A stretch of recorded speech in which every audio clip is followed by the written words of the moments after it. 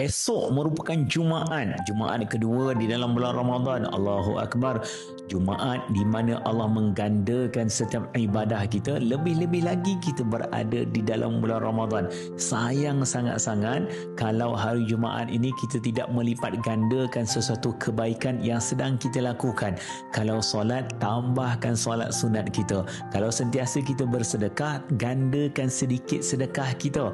Kalau kita memang bersolawat, banyakkan lagi solawat kita, kerana gandaan itu sangat-sangat luar biasa. Jadikan Jumaat kedua ini salah satu Jumaat untuk kita bersyukur kerana Allah mengizinkan kita berada di dalam bulan Ramadan. Sebab kita tak tahu adakah Ramadan ini merupakan Ramadan terakhir bagi kita ataupun tidak. Cuba kita lihat, ada tak orang yang meninggal dunia di dalam bulan Ramadan? Ada, bukan tak ada. Saya sentiasa disampaikan maklumat ada mak yang meninggal, ayah yang meninggal, keluarga yang meninggal. Maksudnya ada orang yang Allah tidak izinkan untuk dia menghabiskan bulan Ramadan. Tapi kita tidak. Kita Allah izinkan, kita Allah bagi.